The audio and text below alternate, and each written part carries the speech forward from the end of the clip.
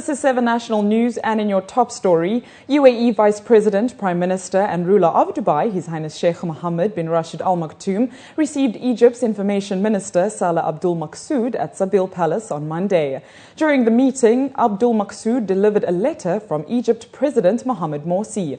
In the letter, President Morsi expressed his greetings to Sheikh Mohammed and the appreciation of Egypt's leadership, government and people to the UAE's continuous support to the democratic march adopted by people of Egypt. The ruler of Dubai stressed that Egypt would remain the heart of the Arab nation and a supporter to its just issues, expressing confidence in the Egyptians' choice of their leadership and affirming the UAE's support to Egypt. He also wished President Morsi success in serving his country and people and in instilling the foundations of democracy and justice in Egypt. The meeting was held with the attendance of Dubai Crown Prince Sheikh Hamdan bin Mohammed bin Rashid Al Maktoum and Dubai Deputy Ruler Sheikh Maktoum bin Mohammed bin Rashid Al Maktoum. While oil has traditionally dominated the many energy industry events across the region, gas is increasingly emerging as an important topic of discussion, as stated at this year's Middle East Gas Forum. The region is home to the world's richest oil-producing countries such as Saudi Arabia, UAE, Qatar and Kuwait. However, officials at the two-day event stressed that oil and gas refineries should not depend solely on the production of oil. Rather, alternative fuels and unconventional gas resources should be considered, such as natural gas reserves, which are trapped in coals, shales and tight sands, in an effort to avoid gas shortages in the future. North America has been utilizing the secondary method for the past 65 years and has witnessed a gas growth from 4% of production in 2004 to 25% in 2010. Chris Poole, the Divisional Vice President of Engineering for WEA Oil and Gas, states that the Middle East will soon need to follow suit. In the last 3 years, reserves of unconventional gas have been confirmed in the Middle East area, to the point of something like 17 trillion cubic meters of reserves. So underneath Saudi, for example, that's the 5th largest reserve in the world of unconventional gas.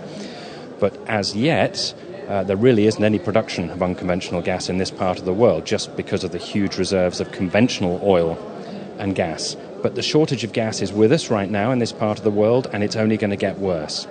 So we very much see that the exploration and then the production of unconventional gas, that's coming to this part of the world.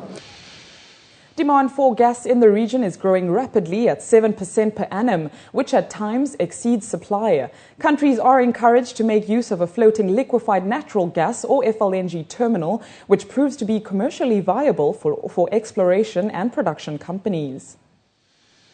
The point about LNG is that it's quite expensive, but it is very flexible.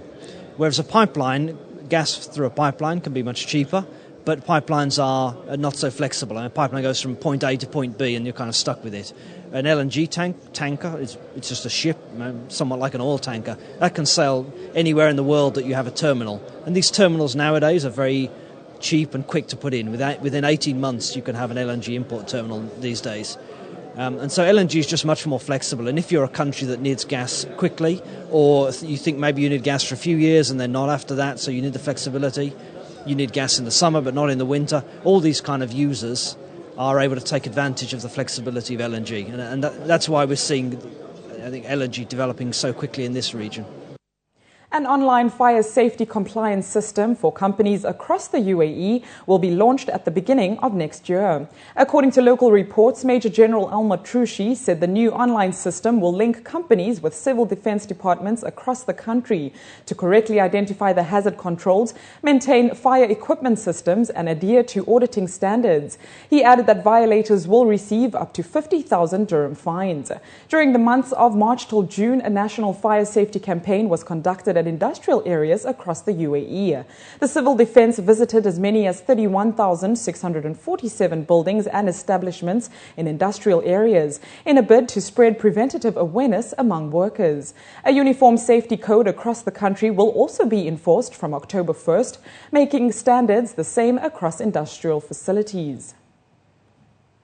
New research has revealed that retirement and saving plans for all employees are becoming more common in the Middle East region, with close to a third of organizations offering such benefits. Towers Watson's End of Service Benefits in the Middle East 2012 survey shows that almost half of companies that offer a retirement or savings plan now offers the same plan to all employees. The research shows that while retirement and saving plans are already commonly offered in the UAE, their prevalence is now only becoming increasingly important in Egypt, Oman, Qatar and Bahrain. The Towers Watson survey also shows an increased popularity in providing enhanced end-of-service benefits or ESBs in the Middle East region. Organizations that provide enhanced ESBs use an employee's length of service as the key factor in developing the benefit enhancement. Other factors include equalization of benefits between countries, employee job grade, age and early retirement.